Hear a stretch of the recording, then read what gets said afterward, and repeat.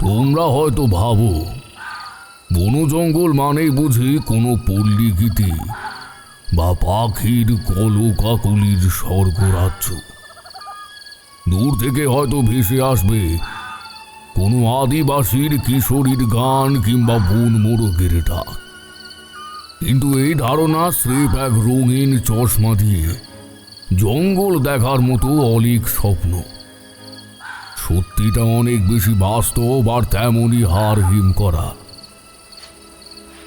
মানচিত্রে খুঁজতে গেলে তখনকার কালিদহকে খুঁজে পাবে কিনা তা বলতে পারবো না, তবে সেখানকার জঙ্গল আর তার বিভীষিকা আজও মানুষের মনে ভীতি সঞ্চার করে। যদিও এখনকার বাসিন্দারা সেসব কথা জানে কিনা সেই বিষয়ে বিস্তর সন্দেহ আছে। তাই আর দেরি না করে বরং সেই বিভীষিকাময় গল্পটা তোমাদেরকে শোনায়। সেবার গ্রীষ্মের খরতাপে অতিষ্ঠ অবিভক্ত বাংলা। আকাশ জুড়ে মেঘের লেশ মাত্র নেই, কিন্তু কালিদহের বাতাসের আর্দ্রতায় শরীর যেন নুন জলে ভিজে যায়। এই সেই জঙ্গল যেখানে সূর্য প্রবেশের আগে 10 বার চিন্তা করে।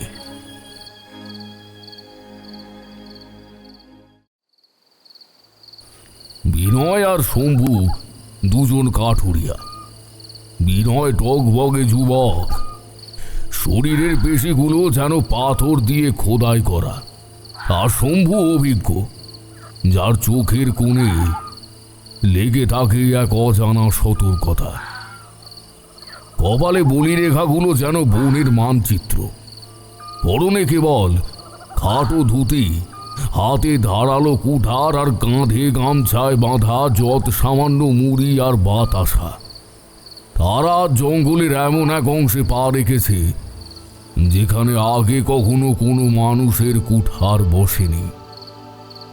তাদের গ্রাম থেকে মাইল 5 দূরে শুরু হয় কালিদহ জঙ্গল। লোক মুখে শোনা যায় এই জঙ্গলের গভীরে এমন সব গাছ আছে যা কাটলে সাধারণ কাঠ নয়, চন্দন কাঠের মতো সুগন্ধি তেল বেরোয়। কিন্তু সেই গভীরে যাওয়ার সাহস কারো হয় না। শম্ভুদা, আজ একটু ভেতরে পানে গেলে কেমন হয়?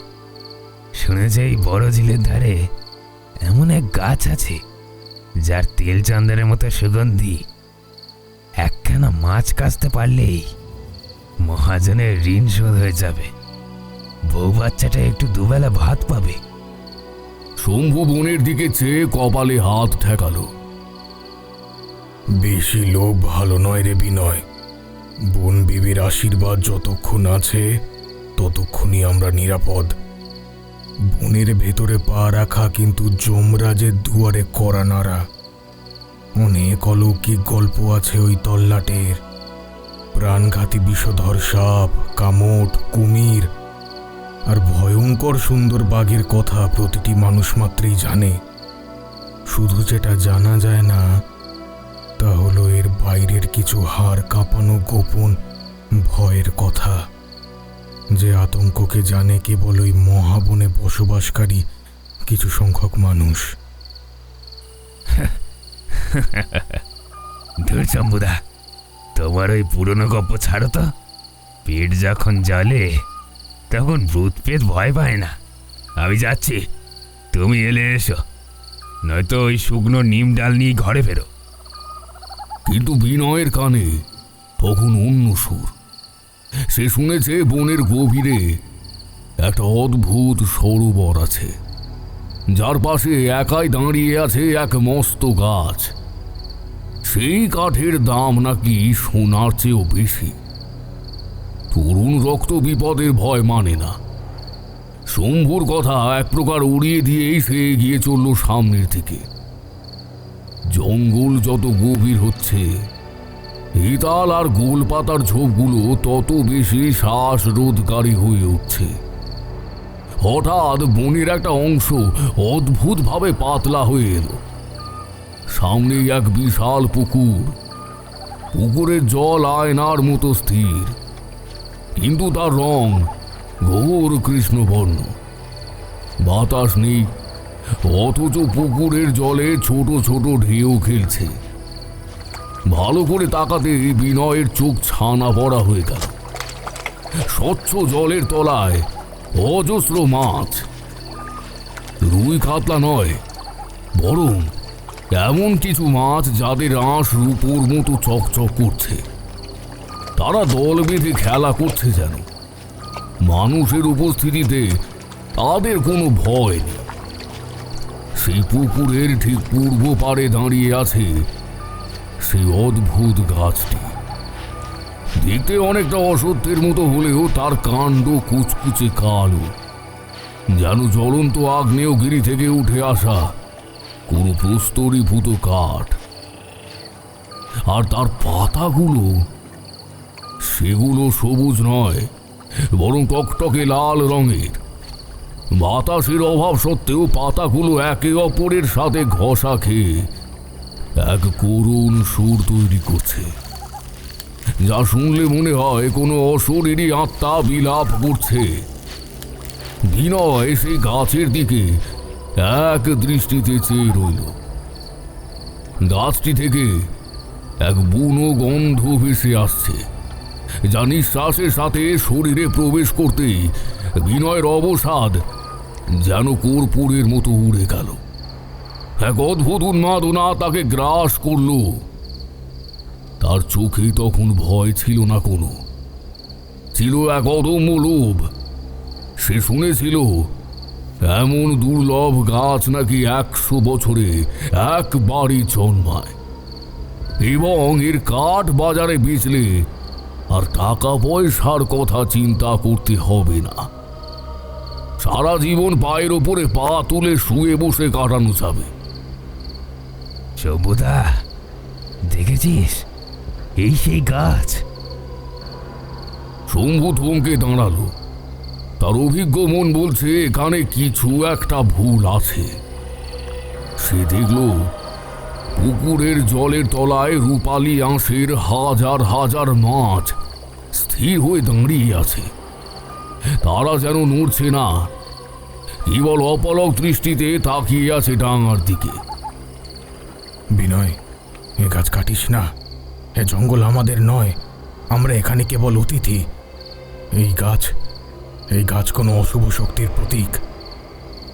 কিন্তু বিনয়ের মননে সেই গাছের কোনরূপ অস্বাভাবিকতা চোখে পড়ল না। তার চোখ দুটো লোভে হলদে হয়ে গেছে। শম্ভু তখন কিছুটা দূরে একটা পুরনো সেগুন গাছের খোঁজে ব্যস্ত। সে ভেবেছিল বোধহয় বিনয় তার পিছু নেবে, কিন্তু বিনয় তখন সেই কালো কাণ্ডের সামনে। শম্ভুর জন্য অপেক্ষা না করে সে তার কুঠার উঁচিয়ে সর্বশক্তি দিয়ে সেই গাছের কাণ্ডে আঘাত করল। শব্দটা সারা জঙ্গলে এক অস্বাভাবিক প্রতিধ্বনি সৃষ্টি করল। মনের মাথায় বসে থাকা মাংসাশী শকুনগুলো একসাথে ডানা ঝাপটে আকাশ ঢেকে ফেলল। কিন্তু বিনয় যা দেখল তাতে তার গায়ে রক্ত হিম হয়ে যাওয়ার কথা।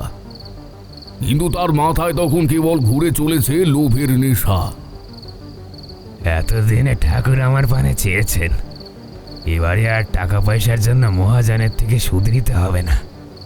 বাচ্চা আর বউটা এবারে পেট পুড়ে খেতে পারবে। এই তো হয়ে এসেছে প্রায়। আর কয়েকটা মাত্র কোপ মারতে পারলেই আমি হয়ে যাব জমিদার। লোকে তখন আমার থেকে টাকা ধার নেবে।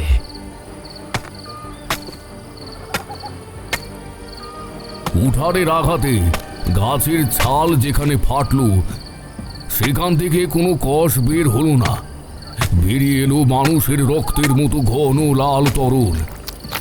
সেই রক্ত গড়িয়ে গিয়ে পুকুরের জলে মিশতে লাগলো। কিন্তু বিনয় থামল না। সে যেন এক ঘোরের বশবর্তী হয়ে কুঠারের আঘাত করেই চলেছে। একে একে 10টা, 20টা, 50টা কূপ। কাটবো তোকে, আমি কাটবই। জমিদার হব আমি, লোকে আমার থেকে টাকা ধার নেবে। গাছটি যেন যন্ত্রণায় মানুষের মতো গোঙাতে লাগলো, কিন্তু বিনয় সেই কাঁপুনিকে দেখল তার জয় হিসেবে। অবশেষে এক বিশাল শব্দে সেই লাল রঙের গাছ পুকুরের পাড়ে লুটিয়ে পড়ল।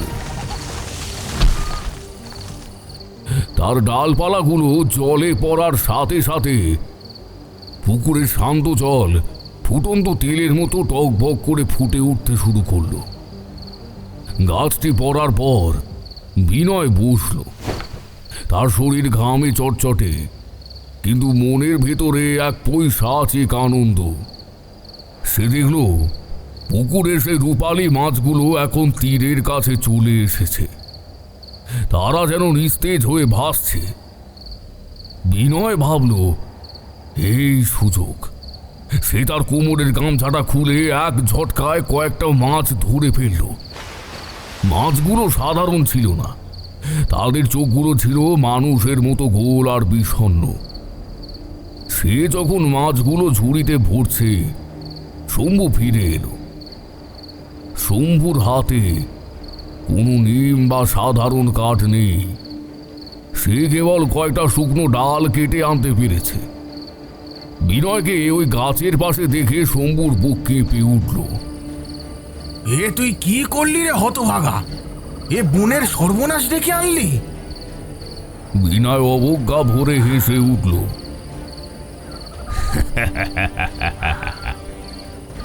ভয় পাস না শম্ভুদা, এই দেখ কত মাছ ধরেছি। আজ রাতে জমিয়ে ভোজ হবে। বাচ্চা আর বউটাকে কতদিন পরে দুটো মাছ ভাত খাওয়াতে পারবো। আর এই কাঠের যা দাম, কালই শহরে গিয়ে মহাজনের কাছে বায়না দিয়ে আসবো। তখন দেখবি আমার থেকে কাঠ কেনার জন্য পরের দিন নিজেই না চলে আসে। সন্ধ্যা হয়ে আসছে। কালীদহের আকাশ এখন আর ফ্যাকাশে নেই, তা এক গাঢ় বেগুনি রং ধারণ করেছে। বাঘের ডাক শোনা যাচ্ছে না, কিন্তু বনের ভেতর থেকে ভেসে আসছে সেই ব্যাখ্যাতীত আর্তনাদ। শম্ভু আর বিনয় দ্রুত পা চালিয়ে গ্রামের দিকে এগোতে লাগলো। বিনয়ের কাঁধে সেই কালো কাঠের বোঝা, আর হাতে গামছার মধ্যে থাকা রূপলি মাছ। তারা যখন গ্রামের সীমানায় পৌঁছল, তখন সূর্য পুরোপুরি ডুবে গেছে। গ্রামের শান্ত পরিবেশে বিনয়ের কাঁধের সেই কাঠের গন্ধ ছড়িয়ে পড়ল, কিন্তু সে সুগন্ধ বেশিক্ষণ রইল না। গ্রাম বাংলার মাটির সোঁদা গন্ধ ছাপিয়ে সেখানে এক আঁশটে পচা মাংসের গন্ধ রাজত্ব করতে শুরু করল। বিনয় ঘরের কাছাকাছি আসতে না আসতে বেশ জোরের সাথে ডেকে উঠল, গিন্নি, ও গিন্নি, কোথায় গেলে? দেখে যাও আজকে কি নিয়ে এসেছি। বিনয়ের কথা শেষ হতে না হতেই মাথার ঘুমটা ঠিক করতে করতে বের হয়ে এলো জ্ঞানদা।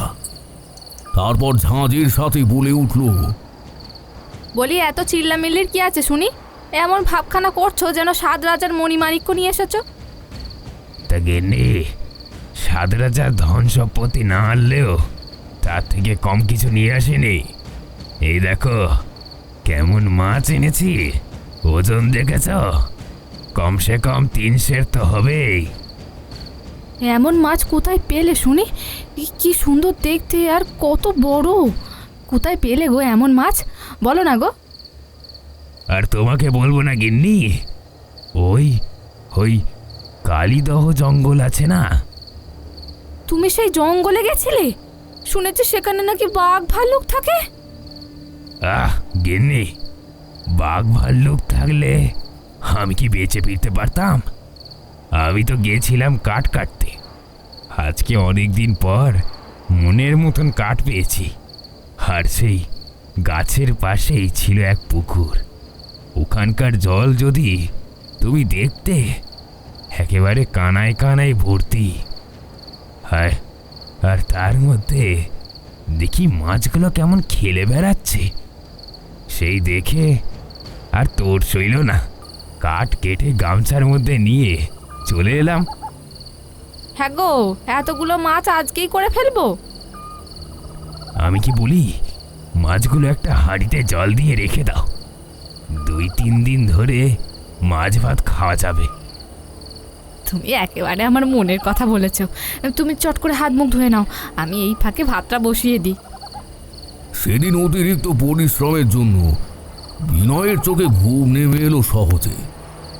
ওদিকে জ্ঞানদা ছেলেকে ঘুম পাড়িয়ে শুতে শুতে বেশ রাত হয়ে গেছে, কিন্তু তার ঘুম গাঢ় হওয়ার দেখে সে শুনতে পেল এক অচেনা আওয়াজ।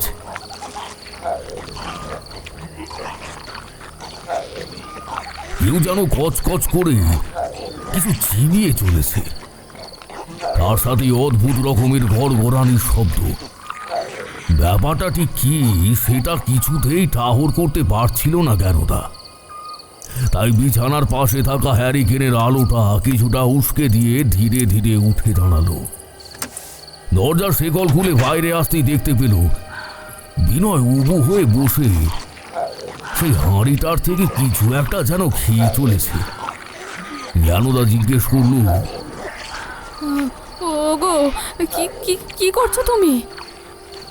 ধীরে ধীরে বিনয়ের মাথাটা আস্তে আস্তে পিছনের দিকে ঘোরালো। হ্যারিকেনের অল্প আলোয় জ্ঞানদা দেখতে পেল বিনয় 2 ঠোঁট প্রসারিত করে কাঁচা মাছ খাচ্ছে। ঠোঁটের কষ বেয়ে বেয়ে পড়ছে রক্তের ধারা। জ্ঞানদার ডাকে পিছন ঘুরে ওকে দেখে কেমন যেন এক হাসি হাসতে লাগলো।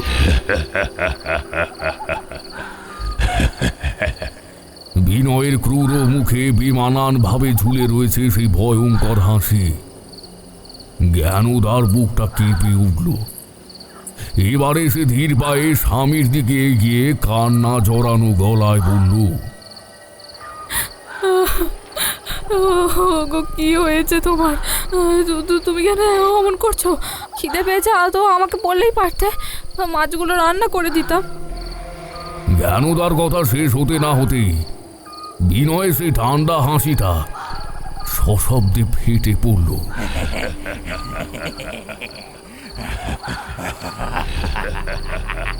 রাত্রির নিস্তব্ধতা কাটিয়ে সেই হাসির গোল আকাশ বাতাস কাঁপিয়ে অন্ধকারে মিলিয়ে গেল। জ্ঞানদা ভয়ার্ত কণ্ঠে ফের জিজ্ঞেস করল, বলো না গো, কি হয়েছে তোমার? আমার ভীষণ ভয় করছে যে। আমি তোর বিনয় নই, আমি স্বপ্না।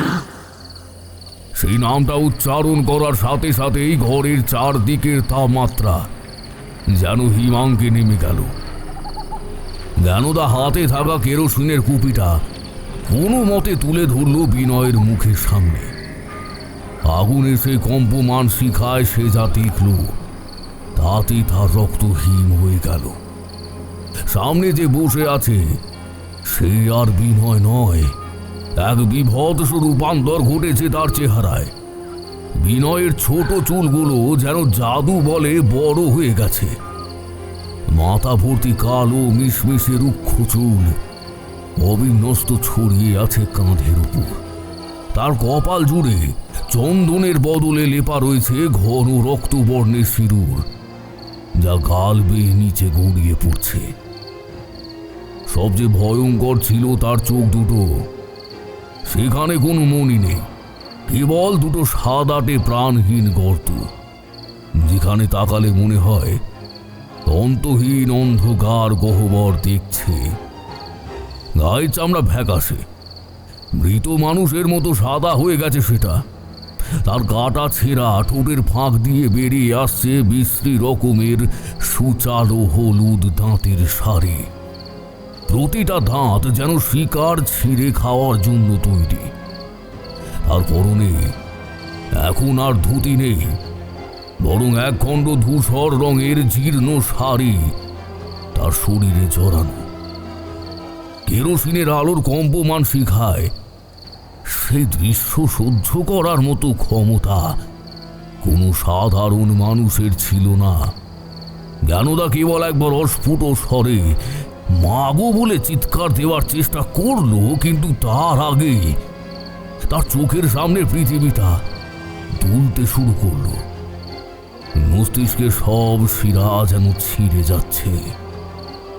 সেই বিভীষিকাময় রূপ চোখের পাতায় আটকে রেখে জ্ঞানদা জ্ঞান হারিয়ে ঠান্ডা মেঝের উপর আছাড় খেয়ে পড়ে গেল।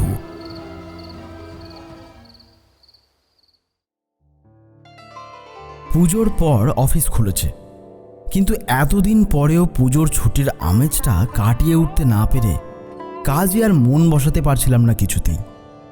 ওই যাকে বলে কিনা ঠেকনা দিয়ে অফিসের কাজ করে যাচ্ছিলাম। আসলে মনের খোরাকটা সেইভাবে মিটছিল না, সেই জন্যই হয়তো এরকমভাবে দায় সাড়া দিয়ে কাজ করে যাচ্ছিলাম। বেশ বুঝতে পারছিলাম যে তারানাথের দর্শন না পাওয়ায় মনটা আঁকুপাকু করে চলেছে। সেই মতো রবিবার বিকেল হতে না হতেই গুটি গুটি পায়ে বেরিয়ে পড়লাম মঠ লেনের উদ্দেশ্যে।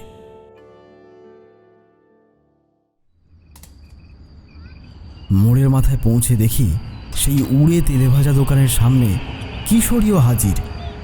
একেই বলে তারানাথের গল্পের টান। আরে কিশোরী যে, মনে হচ্ছে অনেকক্ষণ ধরেই অপেক্ষা করছো।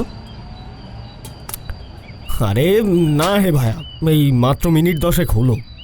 আর হ্যাঁ, আমি কি বলছি, আমি তো ঠিক জানতাম না যে তুমিও আসবে, তাই তো আমার আসতে কিছুক্ষণ দেরি হয়ে গেছে। এই কিছুক্ষণ আগেই তো আমি চায়ের কথা বলে দিলাম। আরে তুমি খেয়েই দেখো না, এইখানকার পুরো স্পেশাল চা। না হে, তুমি চা খেয়ে নাও, আমি ততক্ষণে গরম গরম বেগুনি আর পেঁয়াজি দিয়ে দিতে বলি। আর তুমি পাসিং শোটা নিয়েছো তো? এইটা কি করে ভুলি বলো তো ভাইয়া। বলেই ডান হাতটা দিয়ে পাঞ্জাবির বুক পকেটটা দেখালো। চাটা শেষ করে ভাঁড়টা ছুঁড়ে ফেলে এবার আমরা এগিয়ে চললাম তারানাথের বাড়ির উদ্দেশ্যে।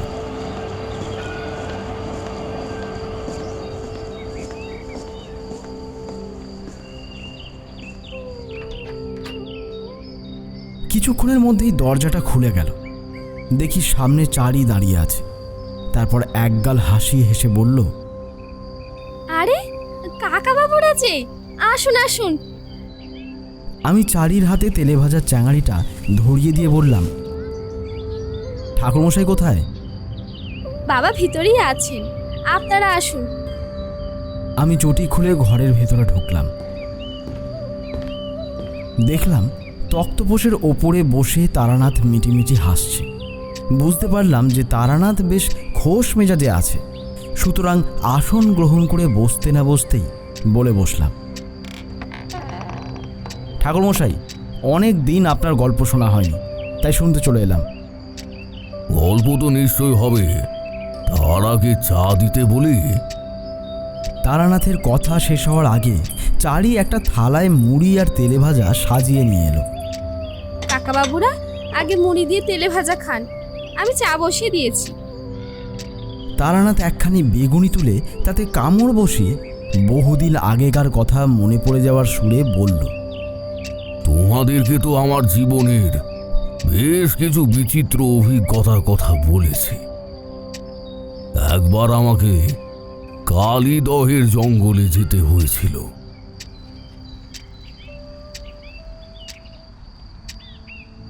আরে বলেন কি, আপনি কালীদহের জঙ্গলে গিয়েছিলেন? এই আচ্ছা, ঠাকুরমশাই বলি, বাঘের দেখা পেয়েছিলেন? আরে না না, আমি সেখানে গিয়েছিলাম একখানা বিশেষ কাজে। সে অনেক কাণ্ড হে। আজকে বরং এই গল্পটাই হোক, শুনতে মন্দ লাগবে না মনে হচ্ছে। তারানাথ মনে মনে একটু গুছিয়ে নিয়ে বলতে শুরু করলো, ঘটনাটা ঘটেছিল আজ থেকে প্রায় বছর 20 আগে। ততদিনে মধুসুন্দরী দেবীর ব্যাপার মিটে গিয়েছে, তখনও চারিমা হয়নি।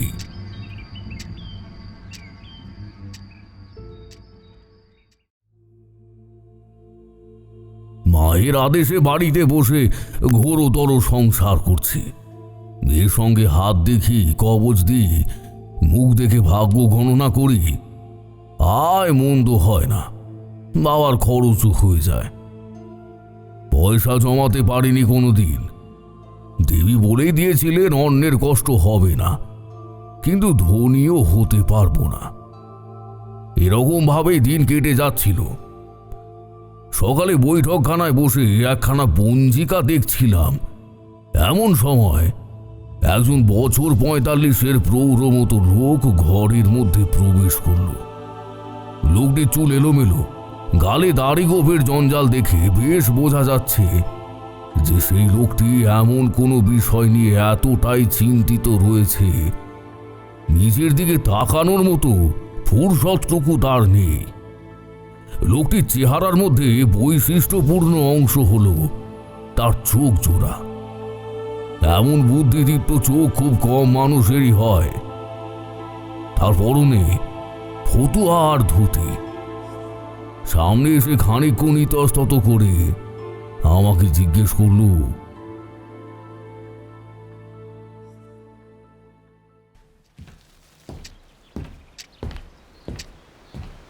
আগে আপনি কি তারানাথ জ্যোতিষার্ণব? আগে হ্যাঁ, কি দরকার বলুন। সাথে সাথে সেই লোকটি এগিয়ে এসে পায়ে হাত দিয়ে প্রণাম করে বলল, ঠাকুরমশাই, ঠাকুরমশাই, আমাকে বাঁচান, আমাকে বাঁচান আপনি। আচ্ছা, সবার আগে আপনি শান্ত হয়ে বসুন। আচ্ছা, একটা কথা বলুন তো, আপনার গ্রামের মধ্যে সম্প্রতি অস্বাভাবিক কিছু লক্ষ্য করেছেন, তাই তো? এইবারে লোকটি বিস্ময়ে হতবাক হয়ে আমার দিকে ভ্যাল ভ্যাল করে তাকিয়ে রইল। কখন যে তার চোখ বেয়ে জল গড়িয়ে পড়তে শুরু করেছে সেটা খেয়ালই করিনি।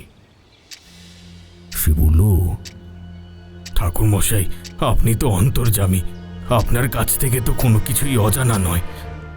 এই বিপদ থেকে আমাকে বাঁচান, দয়া করুন আমাকে। দেখুন, আপনার গ্রামে কিছুকাল যাবৎ যে অলৌকিক কাণ্ড কারখানার উপদ্রব শুরু হয়েছে সেটা থেকে নিস্তার পাওয়া কঠিন কিন্তু অসম্ভব নয়। আমি যোগ বলে সেই ঘটনা সম্পর্কে কিছুটা অবজ্ঞাত হয়েছি। এইবার আপনি সবিস্তারে আমার কাছে পুরো ঘটনাটি বলুন। কোনো ছোটখাটো জিনিসও কিন্তু বাদ দেবেন না। ঠাকুরমশাই, আমার নাম শম্ভু মাহাতো, নিবাস দেবপুরে। ঘটনাটার সূত্রপাত আজ থেকে দিন ৩ আগে, আর সেই ঘটনা ঘটেছে আমার পাশের বাড়ির বাসিন্দা বিনয় পালের সাথে।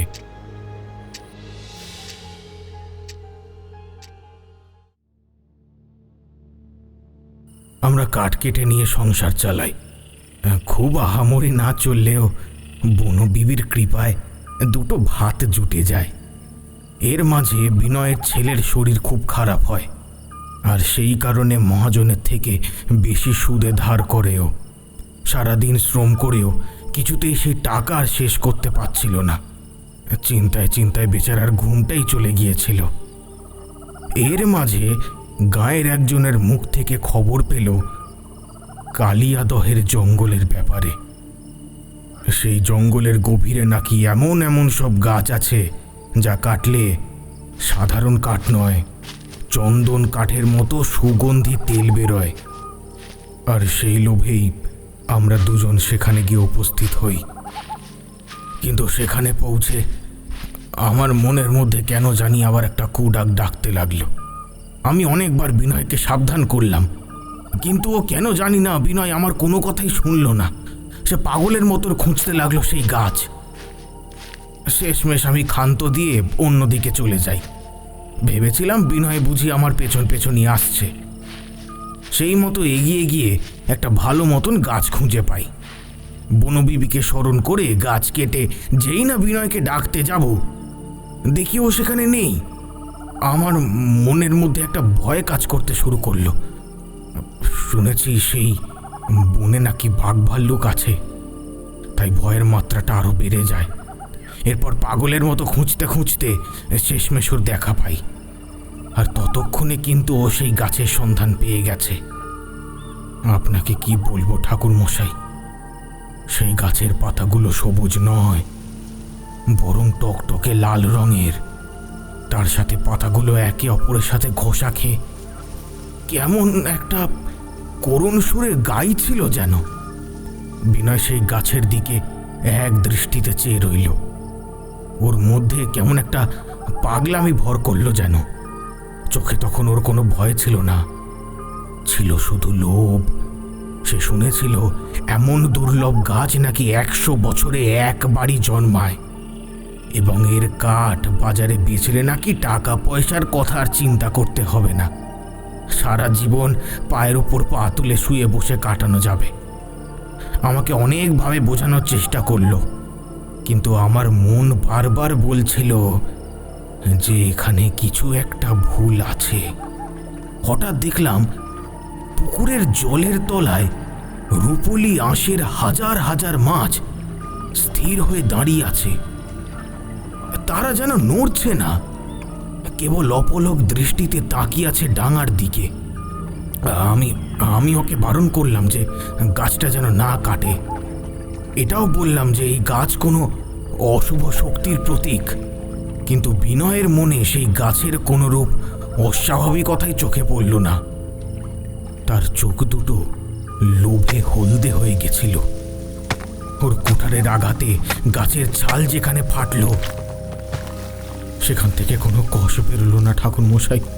বেরিয়ে এলো মানুষের রক্তের মতো ঘন লাল তরল। সেই রক্ত গড়িয়ে গিয়ে পুকুরের জলে মিশতে লাগলো, কিন্তু বিনয় থামল না। সে যেন এক ঘোরের বশবর্তী হয়ে কুঠারের আঘাত করেই চলেছে। একে একে 10টা, 20টা, 50টা কোপ। গাছটি যেন যন্ত্রণায় মানুষের মতোই গোঙাতে লাগলো, কিন্তু বিনয় থামল না। অবশেষে এক বিশাল শব্দে সেই লাল রঙের গাছ পুকুরের পাড়ে লুটিয়ে পড়ল। তার ডালপালাগুলো জলে পড়ার সাথে সাথেই পুকুরের শান্ত জল ফুটন্ত তেলের মতো টকবক করে উঠতে শুরু করলো। গাছটি পড়ার পর বিনয় হাঁপাতে হাঁপাতে বসল। তার শরীর ঘামে চটচটে, কিন্তু মনের ভেতরে এক পৈশাচিক আনন্দ। আচমকাই সে দেখল পুকুরের সেই রূপালী মাছগুলো এখন তীরের কাছে চলে এসেছে। তারা যেন নিস্তেজ হয়ে ভাসছে। বিনয় তার কোমরের গামছাটা খুলে নিয়ে এক ঝটকায় কয়েকটা মাছও ধরে ফেলল। ঠাকুর মশাই, মাছগুলো কিন্তু সাধারণ ছিল না। তাদের চোখগুলো ছিল মানুষের মতো গোল আর বিষণ্ণ। বিনয়কে ওই গাছের পাশে দেখে আমার বুক যেন কেঁপে উঠল। ওকে বললাম, হে হে তুই কি করলি রে বিনয়? কিন্তু কিন্তু ও অবজ্ঞা ভরে হেসে উঠল। উল্টে আমাকে বলল ভয় না পেতে। আরও বলল যে বাচ্চার বউটাকে কতদিন পর দুটো মাছ ভাত খাওয়াতে পারবো, আর এই কাঠের যা দাম, কালই শহরে গিয়ে মহাজনের কাছে বায়না নিয়ে আসবো। তখন দেখবি আমার কাছে কাঠ কেনার জন্য মহাজন আবার পরের দিন নিজেই না চলে আসে। এরপর আমি আর এক মুহূর্ত দেরি না করে প্রায় জোর করেই ওকে নিয়ে গ্রামে ফিরে আসি। সারাদিন পরিশ্রমের ফলে ক্লান্ত হয়ে মুখে দুটো ভাত গুজেই ঘুমিয়ে পড়ি। পরের দিন সকালে ঘুম ভাঙে বউয়ের ডাকে। ও আমাকে বলে এর আগের দিন রাত্রে নাকি বিনয়ের বউয়ের চিৎকার শোনা গেছে। আমি তড়িঘড়ি করে তখনই ওদের বাড়িতে যাই। দেখি ঘরটার অবস্থার থেকেও বিনয়ের অবস্থা আরও খারাপ। ওকে দেখে কেউ বিশ্বাসই করবে না যে বেশভূষার দিক থেকে কতই না শৌখিন ছিল এককালে। এই 1-2 দিনের মধ্যে এত পরিবর্তন দেখে আমি রীতিমতো চমকে উঠলাম। এমন হয় নাকি আবার? এখন তাকে যে কেউ চেনা পরিচিত দেখলেই চমকে ওঠে। অনেক দিনের না কামানো দাড়ি, গাল গেছে ভেঙে, উলোঝুলো চুলগুলোকে কোনো মতে শান্ত করে রাখার চেষ্টা। জামা কাপড় কাচাকুচির বালাই বিশেষ নেই। গা থেকে পুরনো ঘামের টকপচা গন্ধ ছাড়ে। আমাকে দেখেই একটা তাচ্ছিলের হাসি হাসতে শুরু করে দিল। তারপরেই ঠোঁটের কোণায় কেমন একটা রহস্যপূর্ণ হাসি হেসে আমার দিকে কেমন একটা ভাব নিয়ে তাকিয়ে রইল। আবার সেই চোখের দৃষ্টি, যা আমার মনকে রীতিমতো জ্বালিয়ে দিতে লাগলো। হঠাৎ দেখতে পেলাম একটা আবছায়া ছায়া মূর্তি মাটি থেকে শূন্যে ভাসছে। তার চোখ দুটো আগুনের গোলার মতো লাল। আচমকা দেখতে পেলাম কোথা থেকে সেখানে একটা শরীর থেকে কেমন জানি একটা ধোঁয়া বেরোচ্ছে। আচমকাই দেখতে পেলাম কোথা থেকে একটা কুকুর সেখানে এসে উপস্থিত হয়েছে। সেই কুকুরটা ওই ধোঁয়ার দিকে তাকিয়ে ঘেউ ঘেউ করে চিৎকার করেই চলেছে। ধীরে ধীরে সেই ধোঁয়ার কুণ্ডলিটা নিচে নেমে আসতে লাগলো। এইবারে কুকুরটা যেন নিজের চোখের সামনে এক জীবন্ত বিভীষিকা দেখতে পেল। সে ক্রমেই এক পা করে পিছিয়ে যেতে লাগলো। কুকুরের পিছুহটা দেখেই সেই আবছায়া মূর্তি তীব্র জিঘাংসায় ঝাঁপিয়ে পড়ল ওর ওপরে। কুকুরটি সুতীব্র চিৎকারে শেষবারের মতো ডেকে উঠেই চুপ করে গেল, কারণ ততক্ষণে তার ঘাড়ের মধ্যে কামড় বসিয়ে দিয়েছে সেই ছায়া মূর্তি। মুহূর্তের মধ্যে কুকুরের মুন্ডুটা গড়াগড়ি খেতে লাগলো সামনের মেঝের মধ্যে, আর ধরখানা হেলে পড়ে রইল অন্যদিকে। গোটা ঘর জুড়ে বইতে লাগলো রক্তের স্রোত। সামনে এমন নারকীয় কাণ্ড দেখে আমি ভয় চোখ বুজে ফেলেছি। পরেক্ষণে বিনয়ের ডাক শুনে চোখ খুলতেই দেখি কোথায় কি, কোনো রক্ত নেই। সামনে তাকিয়ে দেখি আমার দিকে চেয়ে বিনয় মিটিমিটি হেসে চলেছে। কি হয়ে চলেছে আমার সাথে কিছুই বুঝে উঠতে পারছি না। এইবারে ঘটল আর এক ভয়ঙ্কর কাণ্ড। আচমকাই দেখি বিনয়ের ডান হাতখানা লম্বা হয়ে গেল। জানলার গড়াদের ফাঁক থেকে হাত গলিয়ে বাইরে থেকে একটা বিড়ালকে ধরে আনলো। তারপরে আমাদের সামনেই সেই বিড়ালকে চিবিয়ে চিবিয়ে খেয়ে চলল সে। মুখে যেন এক পরিতৃপ্তির হাসি। কষ বেয়ে গড়িয়ে আসছে কালচে তরল রক্তের ধারা। প্রাণীটা কিন্তু তখনও বেঁচে আছে, নিজের প্রাণ বাঁচানোর শেষ আর্তনাদটুকু প্রাণপণে ডেকে চলেছে। কিন্তু ভ্রুক্ষেপহীনভাবে বিনয় তৃপ্ত মুখে বিড়ালটার দাবনার দিকে আরেকটা কামড় বসালো। এবারে প্রাণীটা অতি ক্ষীণ স্বরে চিৎকার করে উঠল। আমার বাহ্য জ্ঞান যেন হঠাৎ করে হারিয়ে যেতে লাগলো। মনে হলো যেন এক্ষুনি মাটিতে উল্টে পড়ে যাব। দেখি ও বিড়ালটার শেষ অংশটুকু পরম তৃপ্তিতে খেয়ে চলেছে। তার মুখের মধ্যে লেগে রয়েছে প্রাণীটার চটচটে তরল রক্ত। বেশভূষা কেমন যেন অবিন্যস্ত হয়ে রয়েছে। এক ভয়ঙ্কর কৌতুকপূর্ণ রহস্যময় হাসি লেগে রয়েছে তার গোটা মুখ জুড়ে। সেই কাণ্ড দেখে এবার আমার ভিড়মি খাবার জোগাড়, কিছুই বুঝে উঠতে পারছি না। এইসব কাণ্ড দেখে আমার চোখ ততক্ষণে ছানাবোড়া হয়ে গেছে। চোখের পলক পড়তে না পড়তেই ভোজবাজের মতো সবকিছু উধাও হয়ে গেল। আবার অমনি দেখতে পেলাম আবার সেই আগের মতোই বিনয় তার সেই কুটিল হাসিটা ঠোঁটের কোণায় বজায় রেখে আমাদের দিকে স্থির দৃষ্টিতে তাকিয়ে রয়েছে। হঠাৎ একটা ঠান্ডা কনকনে ভ্যাপসা হাওয়া আমার দাঁত কপাটে লাগিয়ে দিল। আমার ইচ্ছে না থাকলেও ওই হাওয়ার প্রকোপে আমি ঘর থেকে কিছুতেই বেরোতেই পারলাম না। এক প্রকার সেখানে থেকে যেতেই বাধ্য হলাম। যখন ওই হাওয়ার দমক থামল, আমি দেখলাম ঘরের ভেতরের অবস্থা একেবারে শোচনীয় হয়ে গেছে। কালি ঝুলি মেখে ঘরটা পড়ে রয়েছে কেমন একটা অসহায়ের মতো।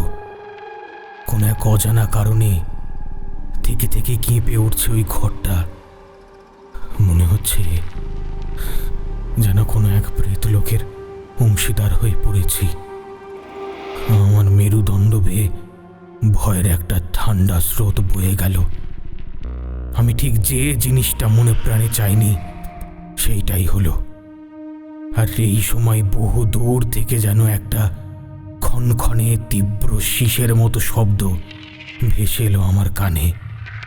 শব্দটা যে ঠিক কিরকম ভাষায় তা বর্ণনা করতে পারবো না ঠাকুরমশাই। সত্যি কথা বলতে কোনো পার্থিব শব্দের সঙ্গে এর কোনো মিল নেই, তাই কোনো কিছুর সঙ্গে তুলনা দিয়ে এটাকে বোঝাতে পারবো না। আমি নিজেকে সান্ত্বনা দেওয়ার জন্য বোঝাতে লাগলাম যে ওই শব্দ সম্পূর্ণ আমার কল্পনা, কিন্তু আমার সচেতন আর অবচেতন মন এর বিরোধিতা করতে লাগলো। যদিও আতঙ্কের শেষ এতেই ঘটেনি, কারণ এরপর যা ঘটল সেটা এতটাই ভয়ানক ছিল যে ভাবলে আমি এখনো শিউরে উঠছি। হঠাৎ মনে হলো ঘরের দেয়ালগুলো যেন আমাদের দিকে এগিয়ে আসছে। কেউ যেন এই ঘরের মধ্যেই আমাদের জ্যান্ত মেরে ফেলার পরিকল্পনা করেছে। আর ঠিক এই সময় ঠিক সেই সময় আবারও সেই অপার্থিব ক্ষণকণে হাসিটা ভেসে এলো খুব স্পষ্টভাবে। না, এবার আর কোনো ভুল হবার কথা নয়, কারণ সেই হাসির শব্দটা এবার আসছে দেয়ালের ভেতর থেকে।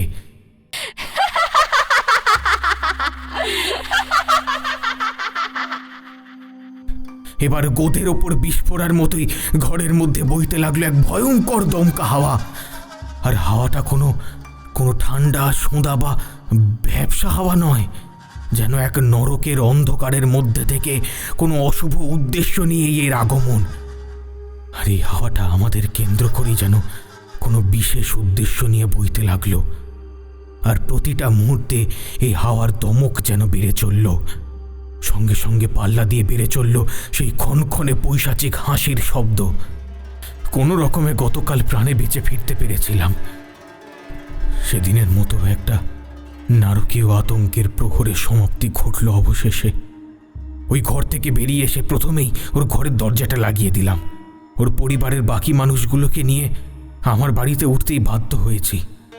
ওর বউ বলল সেই দিন রাতের বেলা বিনয় নাকি ঘুম থেকে উঠে হাঁড়ি থেকে কাঁচা মাছ খাচ্ছিল। আর সেই আওয়াজ শুনেই ওর বউয়ের ঘুম ভেঙে যায়। তখন ওকে ডাকতে গিয়ে বিনয় নাকি বলেছে ওর নাম স্বপ্না। আর তার সাথে আরও একটা জিনিস নাকি সেদিন দেখা গেছে, বিনয়ের চেহারা বদলে গেছে। সেদিন নাকি ওর মাথা ভর্তি কালো মিশমিশে চুল, কপাল জুড়ে সিঁদুর মাখানো, আর চোখ দুটো মণিহীন, ফিকে হয়ে যাওয়া মুখমণ্ডল, আর কাঁটা ছেঁড়া ঠোঁটের ফাঁকে বিশ্রী রকমের সূচালো দাঁতের শাড়ি, পরনে ধূসর রঙের শাড়ি। সেই দৃশ্য দেখে আর সামলাতে না পেরে সেখানেই অজ্ঞান হয়ে পড়ে যায় জ্ঞানদা।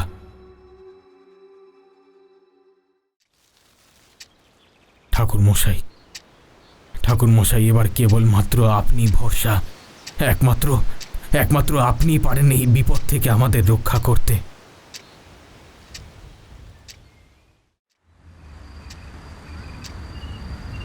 অনেকক্ষণ থেকেই দেখছি কিশোরী কেমন যেন উসখুস করেই চলেছে। শেষে আর তর সইতে না পেরে বলেই বসল, আচ্ছা ঠাকুরমশাই, বলি এইভাবে তো আপনি বলেই চলেছেন, কিন্তু বুঝতে তো পারছি না যে বিনয়ের বাড়িতে কে হানা দিয়েছিল। এবারে তারানাথের ঠোঁটের কোণায় ফুটে উঠল হাসির রেশ। সে সরাসরিভাবে আমাদের প্রশ্নের উত্তর না দিয়ে বলে উঠল, এতক্ষণ ধরে কথা বলতে বলতে গলাটা শুকিয়ে গেছে। যাই, একবার ভিতরে গিয়ে চায়ের ব্যবস্থাটা করে আসি। কথাটা শেষ করেই তারানাথ উঠে বাড়ির ভেতরে চলে গেল। অবশ্য আগেও অনেকবার এই কাজ সে করেছে। আসলে ওর মতো একজন প্রবীণ মানুষের সামনে ধূমপান করার মতন ধৃষ্টতা দেখানোর দুঃসাহস আমাদের কোনো কালেই ছিল না, এবং তা শোভনীয়ও নয়। সেই কারণেই তারানাথের মতন বিচক্ষণ মানুষ আমাদের দুজনকে ধূমপানের বিরতি দেওয়ার জন্য এরকমভাবে মাঝে মধ্যেই ব্যবস্থা করে দেন। তাই তারানাথ উঠে যেতেই আমরা দরজার বাইরে এসে একবারটি ভিতর দিকে উঁকি মেরে নিল। তারপর পরিস্থিতি ঠিকঠাক লাগতেই কাঁচি সিগারেটটা ধরিয়ে লম্বা একটা টান দিলাম। এই নেশার আমেজে কিশোরী দূরের দিকে তাকিয়ে খানিকটা কৌতূহলের সুরেই বলে বসল, এই বলি, বিনয়ের বাড়িতে হামলা হওয়ার কারণটা তুমি বুঝতে পেরেছো বিভূতি? কিশোরীর মুখে বিনয়ের নাম শুনে আমি তো প্রায় চমকে উঠেছিলাম। ভাবা যায় তারানাথের গল্পে এতটাই মশগুল হয়ে পড়েছে যে এই ধূমপান বিরতিতেও সেই গল্পের কথা চিন্তা করে যাচ্ছে। সত্যি এলে মাসে বলতে হবে তারানাথের। এমন গল্প বলিয়ে লোক এই বাংলায় খুব কমই আছে। এদিকে আমি উত্তর দিতে দেরি করায় সে রীতিমতো ভ্রুকুটি করে আমার পানে চেয়ে রয়েছে। সেই দিকে আমি শশব্যস্ত হয়ে বললাম, কিশোরী, জানো তো, সত্যি কথা বলতে কি, আমি সেই বিনয়ের কথা ভাবতে গিয়ে না রীতিমতো শিউরে উঠছি। হ্যাঁ, রীতিমতো শিউরে উঠছি। তুমি একবার ঠান্ডা মাথায় চিন্তা করো, একবার ভেবে দেখো যে বাড়ির পরিবেশটা কতটা ভয়ঙ্কর হয়ে উঠেছিল, যে দিবাকরেরা সবাই বাড়ি ছেড়ে পালিয়ে যেতে বাধ্য হয়েছিল। তক্ষুনি ঘরের ভেতর থেকে তারানাথের গলা খাঁকড়ির আওয়াজ শুনতে পাওয়া গেল। গল্পের কথক যখন স্বয়ং উপস্থিত হয়ে পড়েছেন, সুতরাং কাল বিলম্ব করা অতিশয় অপরাধ বলেই আমি মনে করি। তাই কাঁচি সিগারেট ফেলে সবেমাত্র ঘরের দিকে ঢুকতেই যাব, তার আগেই দেখি কিশোরী প্রায় এক দৌড়ে ঘরের মধ্যে প্রবেশ করল। ব্যাপারখানা বুঝতে পেরে তারানাথ তার বিখ্যাত হাসিখানা ঠোঁটের কোণায় ধরে রেখে তেল মাখা মুড়ি আর চায়ের পেয়ালা এগিয়ে দিয়ে বলল, গল্প তো হবেই, তার আগে একটু মুড়ি মাখা আর চা না হলে আসরটা ঠিক মতো জমতে চায় না। কি বলো হে? নাও নাও, শুরু করো। মুড়ি আর চায়ের পর্ব শেষ হলে পাসিংশোয়ের প্যাকেট থেকে একখানি সিগারেট বের করে তাতে লম্বা টান দিয়ে তারানাথ আবার বলতে শুরু করল,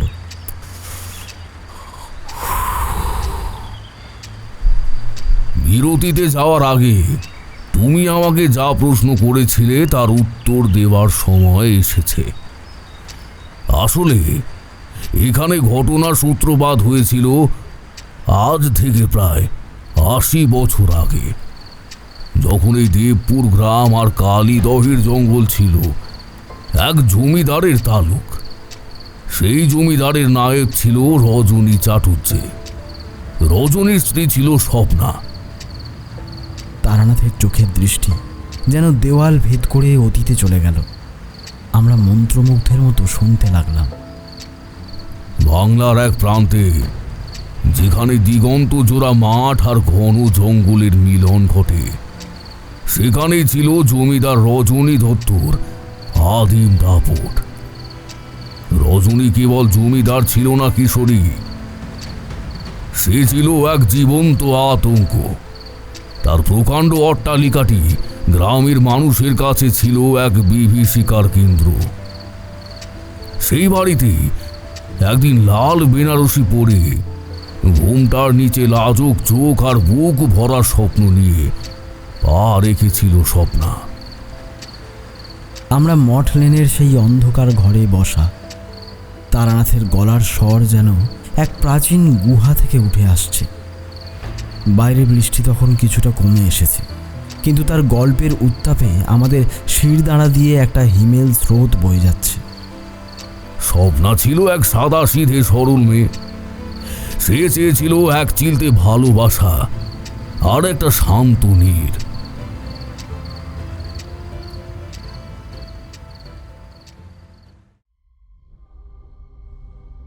কিন্তু তার কপালে জুটল এক পাষাণ হৃদয়। রজনীর চরিত্র ছিল কালনাগিনীর চেয়েও কুটিল। লম্পট রজনীর কাছে নারী ছিল কেবল ভোগের বস্তু। গ্রামের এক সুন্দরী মেয়ের সঙ্গে তার গোপন পীড়িত ছিল দিনের আলোর মতো স্পষ্ট। যখন স্বপ্না সে কথা জানতে পারল, তার আকাশটা যেন এক নিমেষে ভেঙে পড়ল। সেই অলঙ্কৃত পালঙ্ক, সেই রূপোর ঝাড়ি, সব যেন স্বপ্নার কাছে বিষ হয়ে উঠল। একদিন সাহস সঞ্চয় করে স্বপ্না স্বামীর মুখোমুখি দাঁড়ালো। চোখের জল মুছে ধীর কিন্তু দৃঢ় কণ্ঠে সে প্রতিবাদ করল।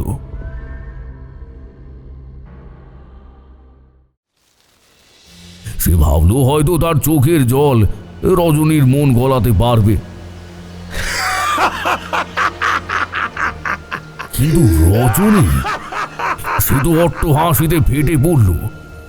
সেই হাসিতে কোনো মনুষ্যত্ব ছিল না, ছিল কেবল পৈশাচিক অহংকার। আমি এই অঞ্চলের অধিপতি, আমি পুরুষ মানুষ, আর তুই এক সামান্য নারী হয়ে আমাকে নীতি কথা শোনাতে আসিস? এই প্রাসাদের প্রতিটা ইট আমার ইশারায় চলে। আমার যা ইচ্ছা আমি তাই করব। তুই আমার কোনো দাসী ছাড়া আর কিচ্ছু নোস। মনে রাখবি স্বপ্না, তোর সীমানা ওই অন্দরমহলের 4 দেওয়াল পর্যন্তই। রজনীর ব্যভিচার দিনের পর দিন মাত্রা ছাড়িয়ে গেল। সে আর ঘরের কোণে সীমাবদ্ধ রইল না।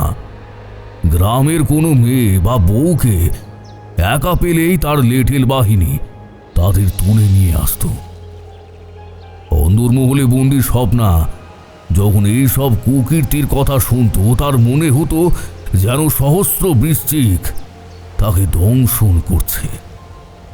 সে বুঝতে পারল এই নিষ্ঠুর জমিদারকে বিনাশ না করলে এই গ্রামের আর কোনো নারীর সম্মান বাঁচবে না। স্বপ্না মনে মনে এক ভয়ানক প্রতিজ্ঞা করল। সে ঠিক করল বিষ দিয়ে হোক বা সুযোগ বুঝে অস্ত্র দিয়ে এই নর পশুকে সে শেষ করবেই। কিন্তু স্বপ্নার দুর্ভাগ্য ছিল তার অতি ঘনিষ্ঠরাই, তার একান্ত অনুগত দাসী, যাকে সে নিজের বোনের মতো বিশ্বাস করত, সামান্য কয়েকটা রূপোর মুদ্রার লোভে বেইমানি করল।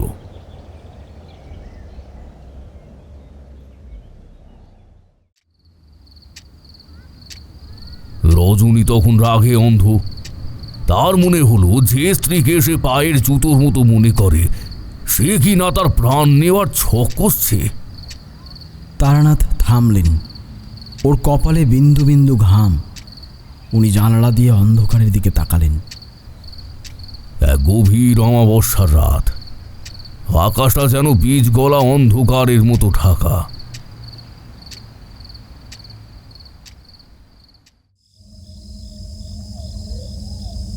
হঠাৎ স্বপ্নার ঘরের দরজা লাথি মেরে খুলে ফেলল রজনী। ঘুমের ঘোরে কিছু বুঝে ওঠার আগেই রজনী স্বপ্নার চুলের মুঠি ধরে পেঁচিয়ে ধরল। যে বাড়িটিতে একদিন স্বপ্না বরণ ডালা হাতে নতুন বউ হয়ে ঢুকেছিল, আজ সেখান থেকে তাকে হিড় করে টেনে বার করা হলো।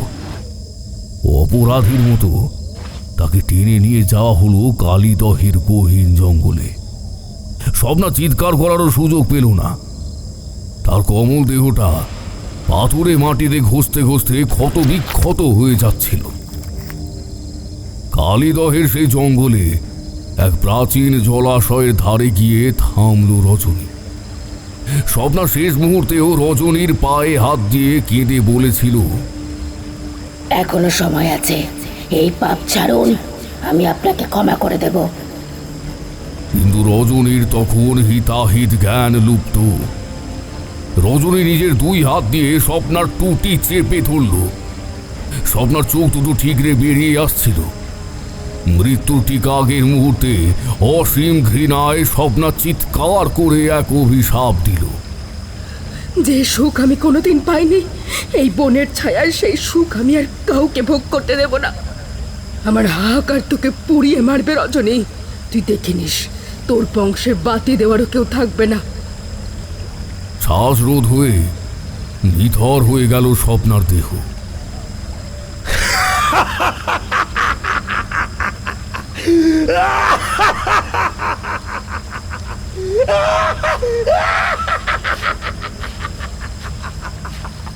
রজনী তৃপ্তির হাসি হেসে সেখান থেকে চলে গেল।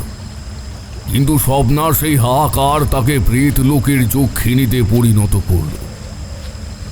আশ্চর্যের বিষয় হলো কিশোরী, যেখানে স্বপ্নার প্রাণবায়ু নির্গত হয়েছিল, ঠিক সেই স্থানে কয়েকদিনের মধ্যেই এক অদ্ভুত রক্তিম বৃক্ষের জন্ম হলো।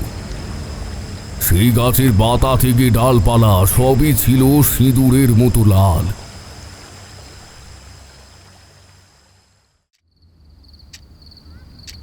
গ্রামের মানুষ আজও বলে ওই গাছটি আসলে স্বপ্নার অতৃপ্ত আত্মা। কোনো দম্পতি যদি ওই বনের ছায়ায় সুখের সন্ধানে যায়, তবে যক্ষিণী রূপে স্বপ্না তাদের জীবন বিষিয়ে দেয়। তারানাথ আবার থামলেন। আমরা স্তব্ধ হয়ে বসে রইলাম।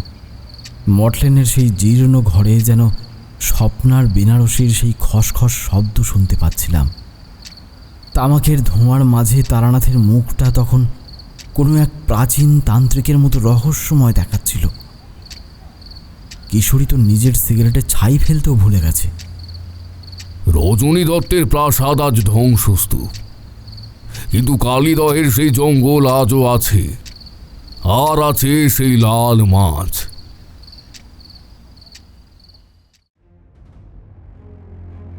মানুষের বিশ্বাসঘাতকতা যেখানে শেষ হয়, সেখান থেকেই শুরু হয় প্রেত লোকের অন্তহীন হাহাকার।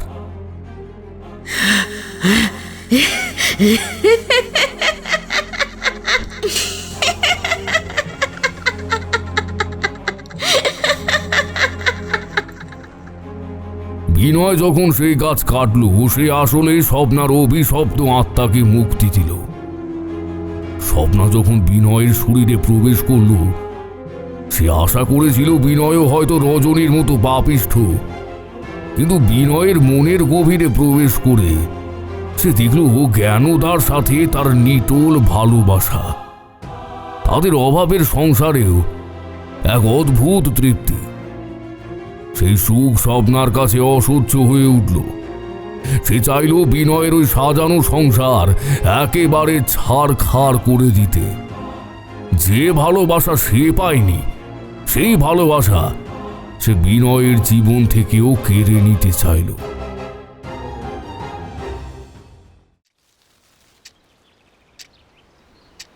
ঠাকুরমশাই, ঠাকুরমশাই, তাহলে কি বিনয়কে বাঁচানো যাবে না? ও যে এখন নিজের বউকেই চিনতে পারছে না। তাহলে এখন আপনি বাড়ি ফিরে যান। সামনের রবিবার আমি দেবপুর গ্রামে যাব। কথাটা শুনেই শম্ভু মাহাতোর মুখের মধ্যে নেমে এলো দুশ্চিন্তার করাল ছায়া। তার মনের মধ্যে এতক্ষণ ধরে যে আশার সঞ্চার হয়েছিল, সেটা ফুৎকারে নিভে গেছে।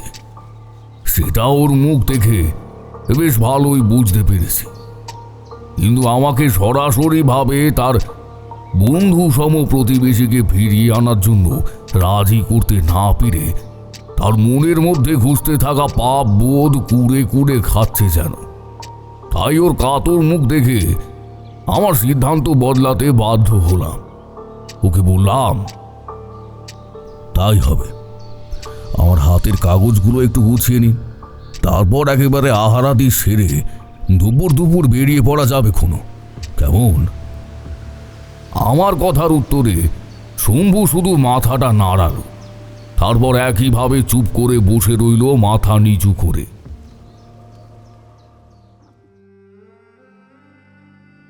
আমি বাড়ির জন্য বাজার সেরে নিলাম। স্ত্রীকে সবকিছু বলতে সে আমাদের জন্য আলু সেদ্ধ দিয়ে ভাতে ভাত করে দিল। সেটা খেয়েই আমরা দুইজনে বেরিয়ে পড়লাম দেবপুরের উদ্দেশ্যে। সঙ্গে নিলাম আমার ঝুলি। তাতে ছিল শ্মশানের ভস্য, বিশেষ মন্ত্রপুত জল। এখনকার দিনের মতো এত ভালো যানবাহনের ব্যবস্থা তখন ছিল না। একেই তো এত ঘন ঘন ট্রেনে যাত্রা করার ফলে শম্ভুর শরীর কাহিল হয়ে পড়েছে। সে বিনয়ের দুশ্চিন্তায় একবারের জন্য চোখের দুটি পাতা এক করতে পারেনি। কিন্তু এইভাবে তো যাত্রা করা যায় না। তাই স্টেশনের বাইরে একটা চায়ের দোকান থেকে আমরা দুইজনে চা আর নিমকি খেয়ে নিলাম। অতঃপর লক্ষ্য করলাম যে স্টেশনের বাইরে সার দিয়ে গরুর গাড়ি দাঁড়িয়ে আছে। আমি ওকে সাথে করে নিয়ে সেই দিকে এগোলাম। বেশিরভাগ গাড়োয়ানই দেবপুর যেতে রাজি ছিল না। অবশেষে এক গাড়োয়ানকে পেলাম, সে আমাদেরকে সেখানে নিয়ে যাবে। আমরা সেখানে উঠে বসতে সে গাড়ি ছেড়ে দিল। এতদিন পরে গ্রামে ফিরেও মনের মধ্যে শৈশবের যে ছবিগুলো আঁকা হয়ে আছে, সেগুলো আবার দেখতে পাচ্ছিলাম। এত মুক্ত আকাশ আবার কবে দেখব, সেটা অনেক দিন ধরেই ভাবছিলাম। আচমকা এরকম একটা সুযোগ এসে যাবে, সেটা স্বপ্নেও ভাবতে পারিনি।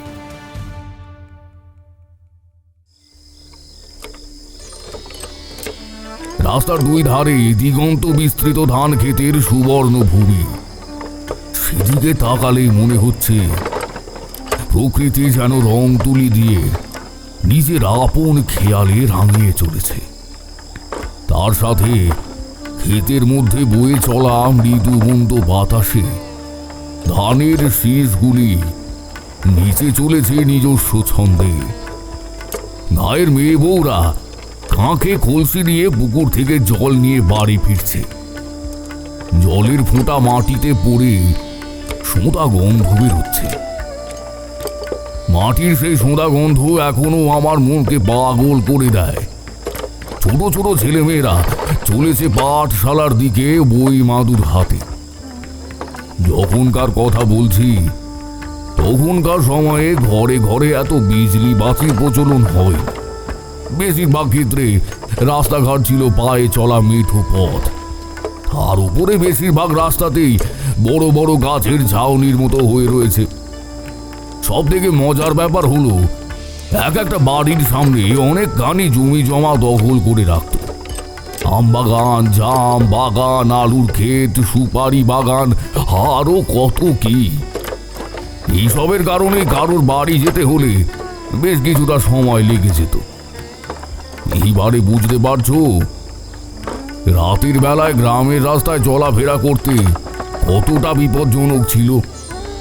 সাপখোপের ভয় তো ছিলই, তারপর কোনো জন্তু জানোয়ার যদি খাবার সন্ধানে লোকালয়ে প্রবেশ করে তাহলে আর কথাই নেই।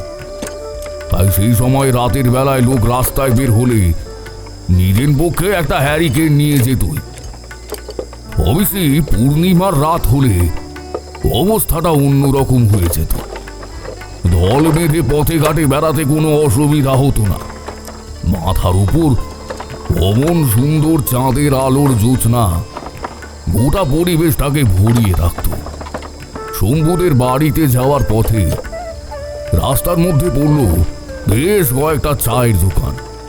সেখানে চলছে চা পানের পরে নানান বয়সের লোকেদের গল্প গুজব। এই কিছুটা পথ পেরোনোর পরে চোখে পড়ল সুবিশাল আম, কাঁঠাল, পেয়ারার বাগান। এরকম গাছ ভর্তি ফল দেখে আমার চোখ যেন জুড়িয়ে যেতে লাগলো। এমন মন পাগল করা পরিবেশে এতদিন পরে আবার দেখার সুযোগ করে দেওয়ার জন্য শম্ভুকে মনে মনে ধন্যবাদ দিতে লাগলাম।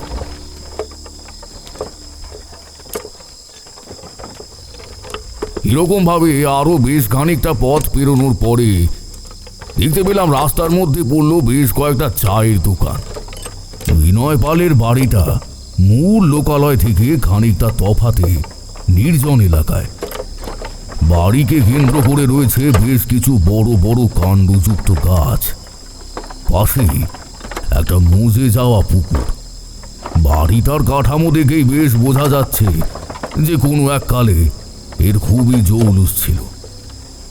সেখানে ঢোকার আগেই আমি মধুসুন্দরী দেবীকে স্মরণ করে দেহ বন্ধন করে নিলাম। কিন্তু তারপরেও একটা জিনিসে খুব অবাক লাগলো আমার। এই বাড়ির বাতাস খুব ভারী হয়ে রয়েছে। বাতাসের গায়ে কেমন যেন এক পুরনো গন্ধ লেগে রয়েছে। মনে হচ্ছে নতুন সতেজ নির্মল বায়ু দীর্ঘদিন এই বাড়ির চৌকাঠ মারায়নি। এটা তো কোনো সাধারণ ব্যাপার নয়। এই যেন একটা আলাদা লোক। দেখতে পেলাম যে শম্ভু মাহাতোর বাড়ি থেকে একজন মহিলা বিস্ময় ভরা দৃষ্টি নিয়ে তাকাচ্ছে। তারপর চৌকাঠের ভেতর দাঁড়িয়ে কিছু বলতেই যাবে, তার আগেই শম্ভু বলল, ইনি হলেন কলকাতার মহান তান্ত্রিক তারানাথ তান্ত্রিক। ইনি তোমার বিনয়কে একেবারে সারিয়ে দেবেন। শম্ভুর কথা শেষ হতেই জ্ঞানদা ফুঁপিয়ে ফুঁপিয়ে কাঁদতে কাঁদতে মাটিতে লুটিয়ে পড়ে আমাকে প্রণাম করল। তারপর বলল, বাবা, বাবা আমার মরদটা বাঁচবে তো? ওর কিছু হয়ে গেলে আমরা মা পোতে একেবারে শেষ হয়ে যাব। উনি ছাড়া আমাদের যে আর কেউ নেই। ঘাবড়াবেন না মা, মধুসুন্দরী দেবীর কৃপায় আজ অবধি কেউ খালি হাতে ফেরেনি। বিনয় বাবুকে বাঁচানোর জন্য নিজের শেষ রক্তবিন্দু দিয়ে এই লড়াই করব আমি। আপনি চিন্তা করবেন না।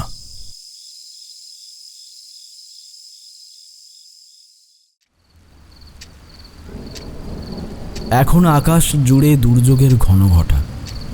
মেঘের রং পাল্টে গিয়ে এক অদ্ভুত কালচে বেগুনি আকার ধারণ করেছে। বাগানের গাছপালাগুলো অযত্নে আর বুনো লতার শাসনে ছোটোখাটো এক বন জঙ্গলের মতো বিভীষিকাময় পরিবেশের সৃষ্টি করেছে। চারিদিকের ঝোপঝাড়গুলো হাওয়ার ঝাপটায় এমনভাবে মাথা কুঁটছে যেন তারা কোনো এক আসন্ন ধ্বংসের পূর্বাভাস দিচ্ছে।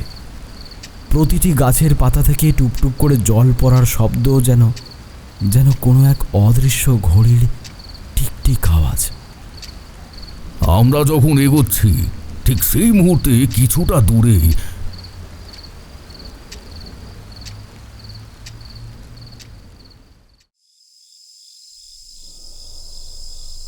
মরমর করে একটা বিশাল গাছের ডাল ভেঙে পড়ার শব্দ এলো। সেই শব্দে নিস্তব্ধ জঙ্গলটা যেন আর্তনাদ করে উঠল। এই জনমানবহীন ভিটেতে আমাদের আগমনে যেন আদিম অরণ্য ক্রুদ্ধ হয়ে উঠেছে। বনের ভেতর থেকে জঙ্গলি বাঁদরের এক বিশাল দল, যারা হয়তো লুটপাট করার অভিপ্রায়ে বা আশ্রয়ের খোঁজে এখানে এসেছিল, তারা হঠাৎই কিছু একটা দেখে অমানসিক চিৎকার করতে করতে ভয়ার্ত চিত্তে পালিয়ে গেল। তারা কি দেখেছিল তা আমাদের জানা নেই, কিন্তু তাদের সেই পলায়ন আমাদের শিরদাঁড়া দিয়ে এক হিমেল স্রোত বইয়ে দিল। আমাদের পদশব্দে ভীত হয়ে একের পর এক বিষধর সাপের দল ঝোপের আড়াল থেকে বেরিয়ে একে বেঁকে অদৃশ্য হতে লাগলো। সরীসৃপদের সেই পলায়ন দেখে শম্ভু মাহাতো একেবারেই চুপ করে গেছে। ওর মুখটা ফ্যাকাশে হয়ে গেছে, যেন শরীরের সমস্ত রক্ত কেউ শুষে নিয়েছে। ঠিক ওই সময়ে ওই জঙ্গল কাঁপিয়ে তীক্ষ্ণ স্বরে কয়েকটা পাখি ডেকে উঠল পরপর।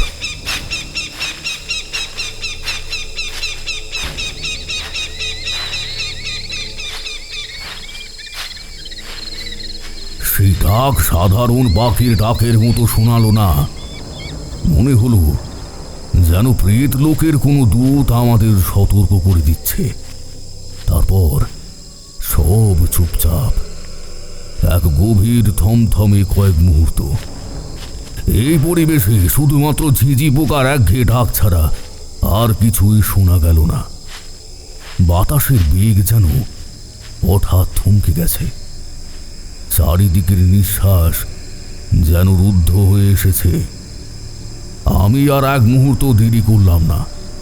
পকেট থেকে কামাক্ষার সেই বিশেষ সিঁদুর আর মন্ত্রপুত তিল বের করে আমাদের দুজনের গাত্র বন্ধনের ব্যবস্থা করে ফেললাম। শম্ভুর কবজিতে একটা বিশেষ সুতো বেঁধে দিলাম, কারণ এইটুকু এতক্ষণে বেশ বুঝতে পেরেছি যে এইবারে আমাদের মোকাবিলা হতে চলেছে এক সাধারণ প্রেত বা অতৃপ্ত আত্মার সঙ্গে নয়, বরং ৮০ বছরের জমাট বাঁধা আকারে পুষ্ট এক ভয়ঙ্কর এবং বৈশাচিক প্রেতের সঙ্গে। সুরক্ষা বলয় ছাড়া এই ভিটে পা রাখা মানেই মৃত্যুকে আমন্ত্রণ জানানো। বিনয়ের বাড়ির সামনে একটা অদ্ভুত এবং অসহ্য নিস্তব্ধতা বিরাজ করছে। যতই সে জীর্ণ বাড়ির দিকে অগ্রসর হচ্ছে, ততই যেন অশুভ শক্তির প্রভাব প্রতিটি কোষে বৃদ্ধি পেয়েই চলেছে। মনে হচ্ছে বাতাস ভারী হয়ে গেছে। প্রতিটি কদম ফেলতে অমানসিক পরিশ্রম করতে হচ্ছে। প্রতিটি নিঃশ্বাসের সাথে যেন এক রাশ অন্ধকার আমাদের ফুসফুসে ঢুকে পড়ছে। কিন্তু একটা কথা তো তোমরা জানো না বিভূতি, যতই অশুভ শক্তির বৃদ্ধি ঘটুক না কেন, শুভ শক্তির বিকাশ সে কালো শক্তিকে সমূলে বিনাশ করতে সক্ষম। জগতের নিয়মই হল অন্ধকারের বিনাশ। বাড়ির সদর দরজায় হাত দিতেই আমি চমকে উঠলাম। সারা শরীর যেন এক বৈদ্যুতিক ঝটকায় কেঁপে উঠল। দরজায় কাঠটা এমন প্রবলভাবে উত্তপ্ত হয়ে রয়েছে যেন দরজার পিছনে কোনো এক অলৌকিক অগ্নিকুণ্ড অথবা স্বয়ং সূর্যদেব অবস্থান করছেন। সাধারণ কাঠের দরজায় এই তাপমাত্রা একেবারেই অসম্ভব। আমি আমার হাতের তালুতে এক দহন অনুভব করলাম। মনে মনে মধু সুন্দরী দেবীকে স্মরণ করে ওর মন্ত্র আমার অন্তরে জপ করতে করতে দরজায় মৃদু আঘাত করতেই সে কোনো শব্দ ছাড়াই ধীরে ধীরে খুলে গেল।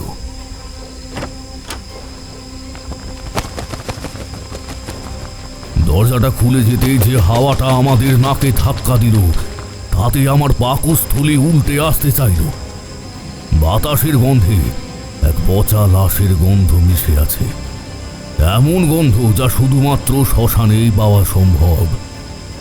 মনে হলো এই জীর্ণ দেওয়ালগুলোর ভেতরে কোনো এক মৃতদেহ দিনের পর দিন ধরে পচে গলে একাকার হয়ে যাচ্ছে। শম্ভু রুমাল দিয়ে নাক চেপে ধরল, ওর চোখগুলো ভয়ে ঠিকরে বেরিয়ে আসছিল। আমি হাতের প্রদীপটা উঁচিয়ে ধরলাম। প্রদীপের কাঁপা আলো যখন বিনয়ের বাড়ির খড়ের চালের উপর গিয়ে পড়ল, আমরা যা দেখলাম তা বর্ণনা করার মতো শব্দ হয়তো কোনো অভিধানে নেই। বিনয়ের বাড়ির চালের উপর ঘাপটি মেরে বসে আছে এক ঝাঁক মাংসাশী পাখি। শকুন আর দাঁড় কাকেরা সেখানে ভিড় করে বসে আছে এক আশ্চর্য শৃঙ্খলায়। তারা উঠছে না, ডাকছে না, শুধু মূর্তির মতো বসে আছে। যখন আমাদের প্রদীপের আলো তাদের উপর পড়ল, তখন দেখা গেল তাদের চোখগুলো সাধারণ পাখির মতো নয়, সেগুলো যেন আগুনের গোলার মতো ধকধক করে জ্বলছে অন্ধকারের ভেতর। সেই লালচে চোখগুলো দিয়ে তারা যেন আমাদের অন্তরাত্মা খুঁড়ে দেখতে চাইছে। তারা যেন অপেক্ষা করছে এই বাড়ির ভিতরে কোনো এক মহাধ্বংসের, যার অবশেষ হবে তাদের পরম ভোজ। অশুভ শক্তির সেই করাল ছায়া এখন আমাদের মাথার উপরে। আমি শম্ভুকে বললাম, ঘরের চৌকাঠে পা রাখার আগে সাবধান, স্বপ্না এখন চরম মারমুখী। আমি দরজার সামনে গিয়ে দাঁড়ালাম। ভিতর থেকে ভেসে আসছিল সেই ভয়াবহ গড়গড়ানির শব্দ।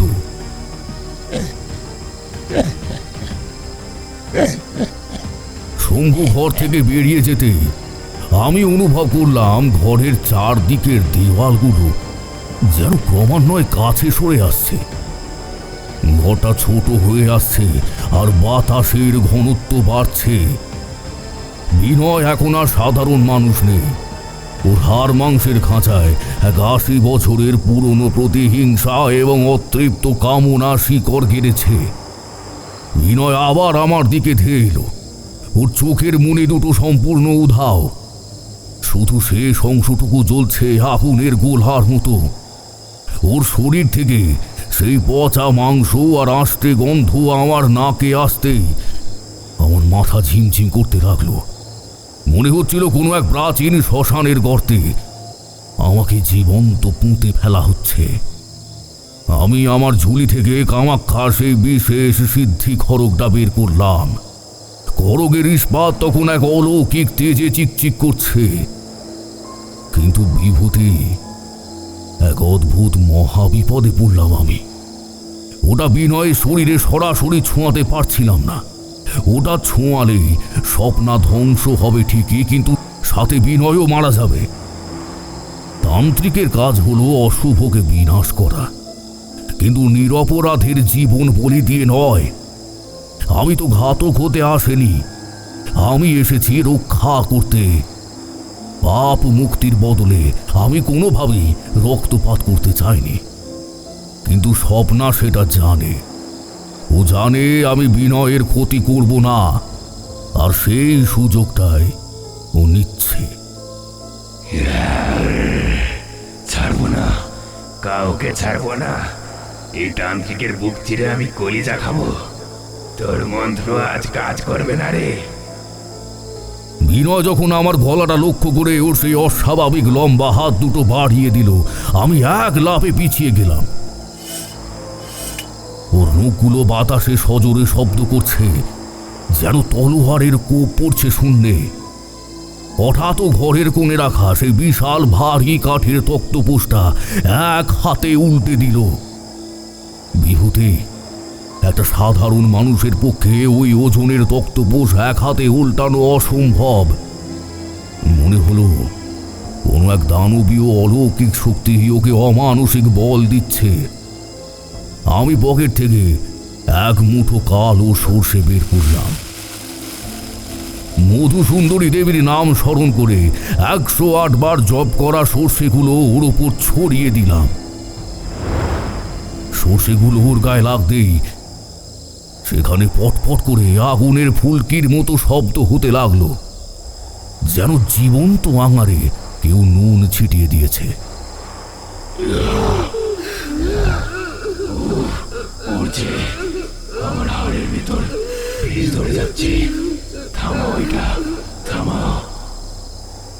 তারানাথ, তুই বড্ড বেশি বাড়াবাড়ি করছিস।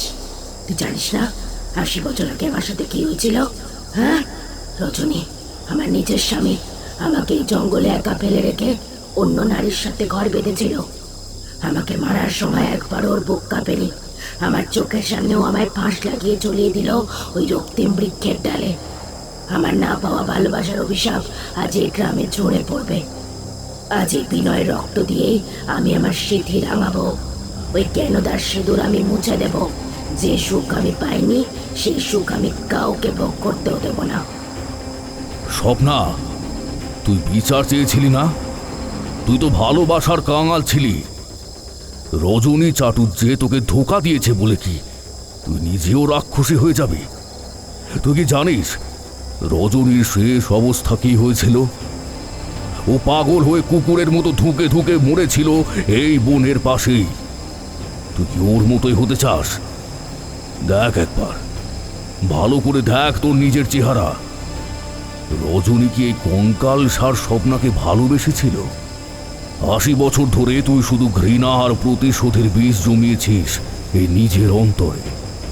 কিন্তু দেখ একবার আয়নায়, দেখ তো রাতের রূপ, তোর পবিত্রতা কোথায় হারিয়ে গেছে দেখ। তুই কি সত্যি এই কুৎসিত রূপটা চেয়েছিলি? আমি আর সময় নষ্ট করলাম না বিভূতি, কারণ আমি জানতাম সময় মানেই এখন বিনয় রায়। স্বপ্না যেভাবে ওর জীবনী শক্তি শুষে নিচ্ছিল তাতে আর কয়েক মিনিট দেরি হলে বিনয়কে বাঁচানো আমার মধুসুন্দরী দেবীর পক্ষেও অসম্ভব হতো। আমি আমার পুরনো তালি মারা ঝুলিটার ভেতরে হাত ঢোকালাম। আমার আঙুলগুলো গিয়ে স্পর্শ করলো একটা ঠান্ডা তামাটে ধাতু বস্তুকে। ওটা বের করে আনলাম। আয়নাটা সাধারণ আয়না নয়, এর চারধারে পিতলের ফ্রেম, তাতে নানা রকম তান্ত্রিক চিহ্ন খোদাই করা। ধুলো আর সিঁদুর লেগে আয়নাটা এখন ঘোলাটে হয়ে গেছে ঠিকই, কিন্তু এর ক্ষমতা অপরিসীম। এটা আমার গুরুদত্ত বস্তু। তিব্বতের এক তান্ত্রিক আমাকে এটা দিয়েছিলেন।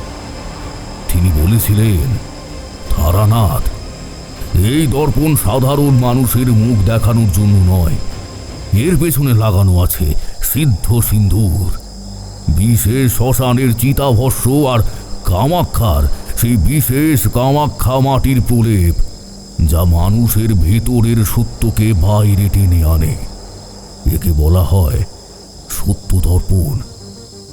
পিশাচ যখন নিজেকে এই আয়নায় দেখে, সে তার বর্তমান কুৎসিত রূপটা সহ্য করতে পারে না।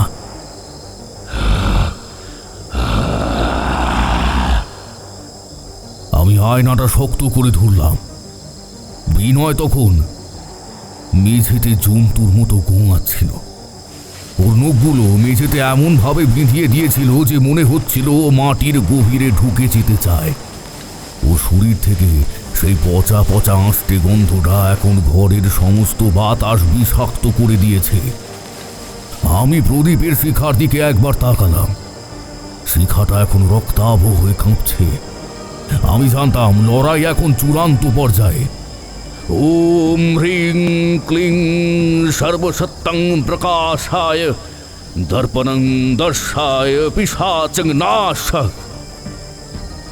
আমি যখন মন্ত্র জপ শুরু করলাম, আমার হাতের চাপে আয়নাটা যেন জ্যান্ত হয়ে উঠল।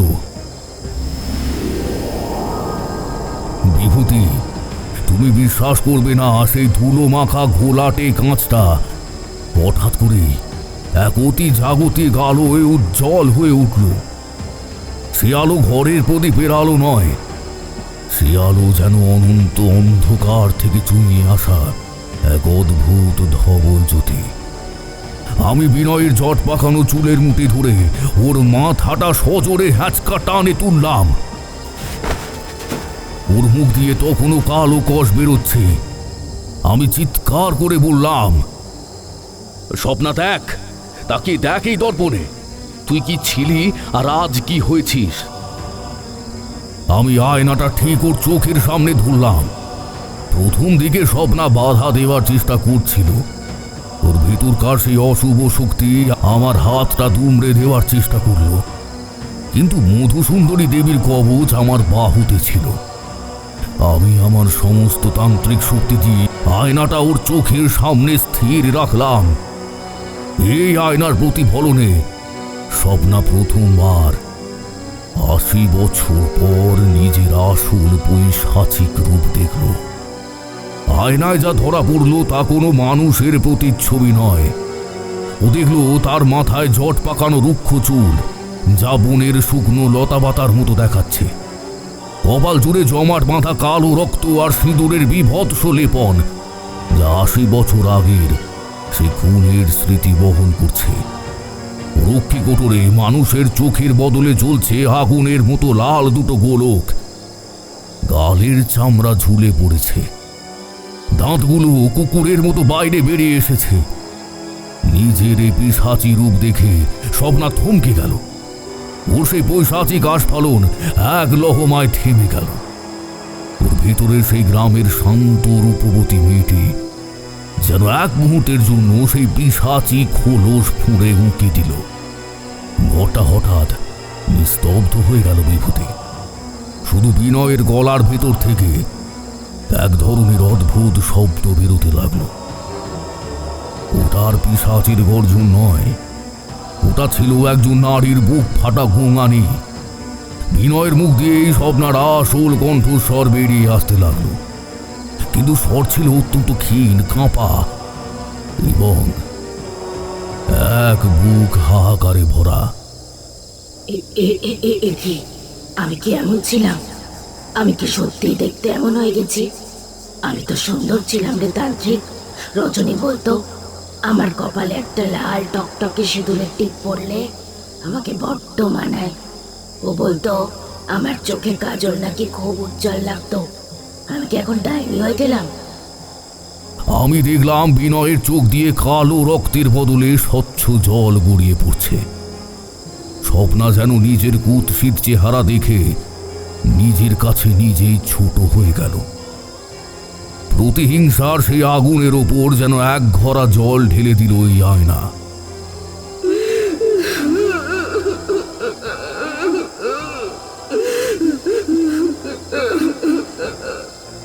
আমি কি সত্যি পিশাচি রে তান্ত্রিক? আমি তো শুধু চেয়েছিলাম কেউ আমাকে ভালোবাসুক, কেউ আমাকে আগলে রাখুক। আমি তো এই বনের অন্ধকারে ৮০ বছর ধরে একা পড়েছিলাম। শিয়াল শকুন আমার দেহটাকে খুবলে খেয়েছে। আমার কেউ ছিল না। আমি তো শুধু চেয়েছিলাম এই বনের অন্ধকার থেকে উদ্ধার পেতে। রজনী কেন এমন করলো? কেন আমায় বিশ্বাস দিল আর তারপর নিজের হাতে আমায় এই রক্তিম বৃক্ষের ডালের ফাঁস ঝুলিয়ে দিল? কেন আমায় ছেড়ে চলে গেল তান্ত্রিক? কেন? ওর এই বিলাপ শুনে আমার বুকটা কেঁপে উঠল বিভূতি। আমি বুঝলাম এই অতৃপ্ত আত্মা আসলে খুনি নয়, সে হলো বিশ্বাসঘাতকতার শিকার। রজনী চাটুর্যে শুধু ওর প্রাণ নেয়নি, ওর নারীত্ব আরো সুন্দর মুখটাকেও ছিনিয়ে নিয়েছিল। এই কুৎসিত রূপটা ওর আসল পরিচয় নয়, এটা হলো ওর জমাট বাঁধা দুঃখ।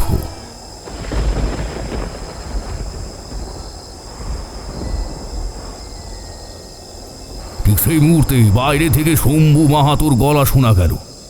শম্ভু যেন আকাশ বাতাস কাঁপিয়ে চিৎকার করছে, ঠাকুর মশাই, হয়ে গেছে, আমি পুঁতে ফেলেছি। সেই রক্ত মাখা কাঠ আমি মাটির ৩ হাত গভীরে পুঁতে ফেলেছি। আর আপনার দেওয়া সেই মন্ত্র পড়া জল দিয়ে আমি পুরো ঘরটা ঘিরে দিয়েছি। এবারে এবারে আপনি শেষ কাজটা করুন।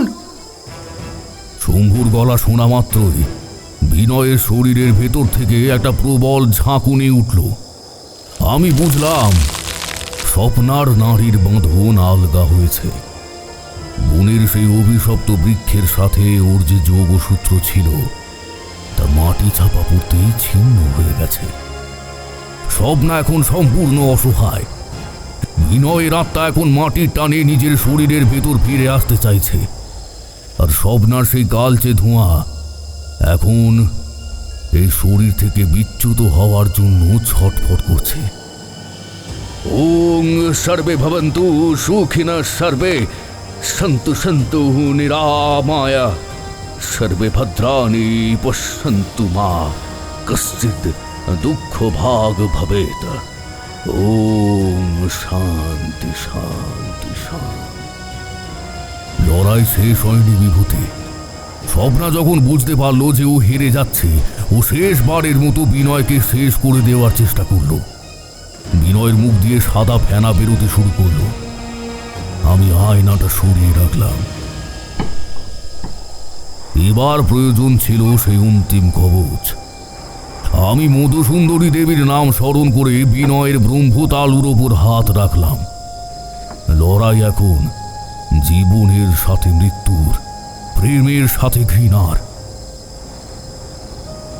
শম্ভু যখন বাইরে থেকে চিৎকার করে জানালো যে অভিশপ্ত বৃক্ষের সেই অবশিষ্টাংশ সে মাটির গভীরে পুঁতে ফেলেছে, আমি বুঝতে পারলাম দাবার শেষ চালটা আমার হাতে চলে এসেছে।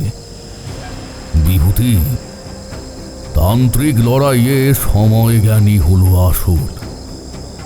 শম্ভু যখন সেই কাঠ পুঁতে দিচ্ছিল তখন আসলে সে স্বপ্নার নাড়ি কাটছিল। আমাদের প্রত্যেকের প্রাণের সাথে মাটির একটা টান থাকে, কিন্তু এই পিশাচি আত্মাগুলোর প্রাণ আটকে থাকে কোনো এক জড় বস্তুতে। স্বপ্নার ক্ষেত্রে সেটা ছিল ওই রক্তিম বৃক্ষ। আয়নাটা সরিয়ে রাখতেই বিনয়ের শরীরটা এক অদ্ভুতভাবে মোচড় দিয়ে উঠল। কিশোরী, তুমি যদি দেখতে একটা জ্যান্ত মানুষের শরীর যে এতটা ধনুকের মতো বেঁকে যেতে পারে, তা না দেখলে বিশ্বাস করা কঠিন। ওর মেরুদণ্ডের হাড়গুলো মটমট করে শব্দ করছিল। বিনয়ের মুখ দিয়ে গল গল করে সাদা ফেনা বেরিয়ে আসছিল। আমি বুঝলাম স্বপ্না এখন কোন ঠাসা। ও বুঝতে পেরেছে যে এই শরীর থেকে ওকে চলে যেতেই হবে, কিন্তু যাওয়ার আগে ও বিনয়কে শেষ করে দিয়ে যেতে চায়। ও চায় না যে ওর ছেড়ে যাওয়া সুখ অন্য কেউ ভোগ করুক।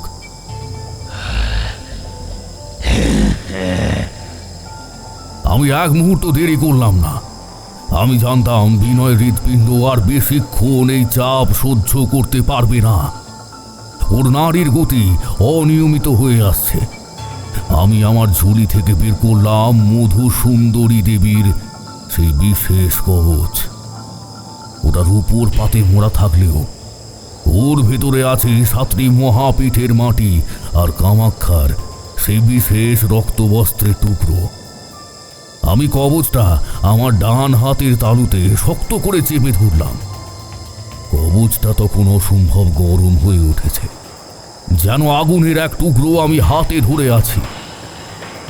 ওং হ্রিং মহাকাল অনাদি অনন্তা হুং ফট স্বাহা।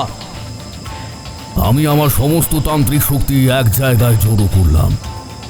আমার কপালে বিন্দু বিন্দু ঘাম জমছে ঠিকই, কিন্তু আমার লক্ষ্য স্থির।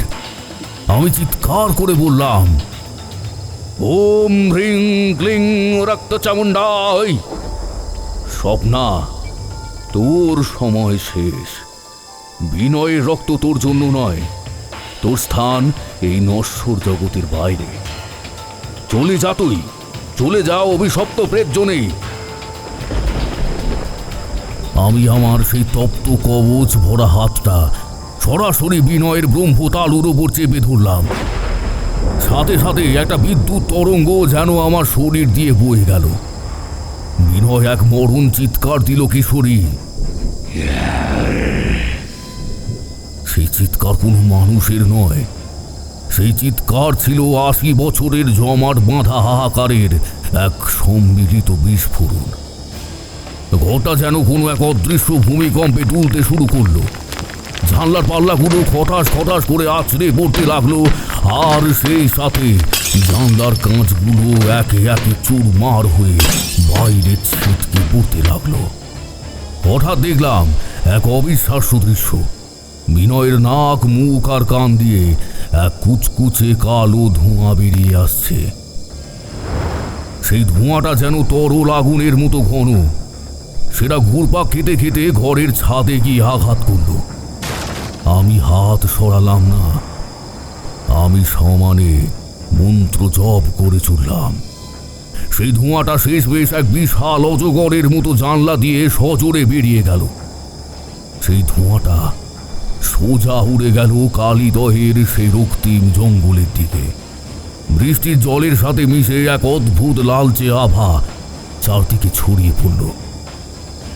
সব শান্ত হয়ে গেল বিভূতি। কিছুক্ষণ আগের সেই প্রলয় কাণ্ড যেন এক দুঃস্বপ্ন ছিল। বিনয় তখন মেঝেতে নিথর হয়ে পড়ে আছে। ওর সেই লম্বা হাত পা আবার স্বাভাবিক মানুষের মতো হয়ে গেছে। ওর নখগুলো আবার সাধারণ নখের মতো ছোট হয়ে গেছে।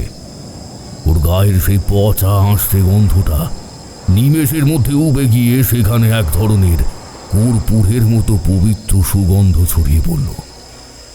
ঘরের সেই ভারী বাতাসটা হালকা হয়ে এলো। ঠাকুরমশাই, ঠাকুরমশাই, সব ঠিক আছে তো? শম্ভু আর জ্ঞানদা হন্তদন্ত হয়ে ঘরে ঢুকলো। জ্ঞানদা চিৎকার করে কেঁদে উঠে বিনয়ের মাথাটা নিজের কোলে তুলে নিল। ও কাঁপছিল। না,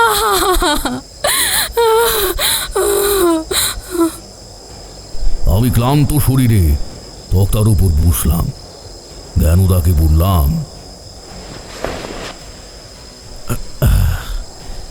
মা জ্ঞানদা, ভয় পেও না।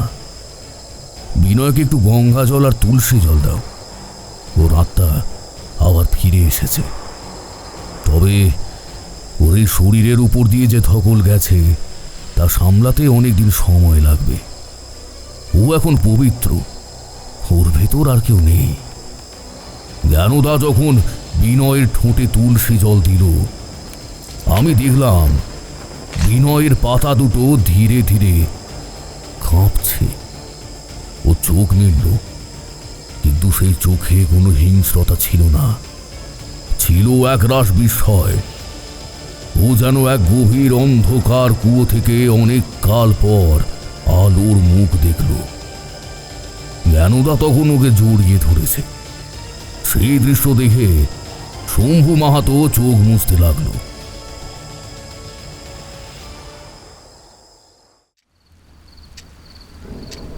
আমি বুঝলাম লড়াইটা শুধু আমার ছিল না, লড়াইটা ছিল একটা সুখী পরিবারের অস্তিত্ব রক্ষার। তারানাথ থামলেন। ওর গল্প শেষ। ঘরের অন্ধকারটা এখন যেন আর ভয়ঙ্কর মনে হচ্ছে না, বরং এক ধরনের রহস্যময় শান্তির চাদর হয়ে আমাদের ঘিরে ধরেছে। কিশোরী ওর সিগারেটটা শেষ করে একটা দীর্ঘশ্বাস ফেলল। তারপর ঠাকুরমশাই, বিনয় কি পুরোপুরি সুস্থ হয়েছিল? আর সেই জঙ্গল, সেই রক্তিম বৃক্ষের কি হলো? বিনয় সুস্থ হয়েছিল ঠিকই। ও এখন গ্রামে চাষবাস করে। কিন্তু শম্ভু আমাকে পরে বলেছিল আজও নাকি অমাবস্যার রাতে ওই বনের ধারে গেলে কেউ কেউ এক নারী মূর্তিকে দেখতে পায়। তবে সে আর কাউকে আক্রমণ করে না, সে শুধু দূর থেকে বিনয়ের বাড়ির আলোর দিকে তাকিয়ে থাকে। হয়তো সব না মুক্তি পেয়েছে, কিন্তু ওর সেই না পাওয়া ভালোবাসার স্মৃতিটুকু আজও বনের বাতাসে ফিসফিস করে কথা বলে। মানুষ মরে যায় কিশোরী, কিন্তু তার হাহাকার অনেক সময় মাটির সাথে মিশে থেকে যায়। কালিদহের সেই জঙ্গল আজও রহস্যে ঘেরা। লাল পাতাগুলো আজও বাতাসে দীর্ঘশ্বাস ফেলে। তো বন্ধুরা, এই ছিল তারানাথ তান্ত্রিকের কালীদহ অভিযানের কাহিনী। অলৌকিক আর বাস্তব যেখানে মিলেমিশে একাকার হয়ে যায়, সেখানেই জেগে ওঠে এমন বিভীষিকা।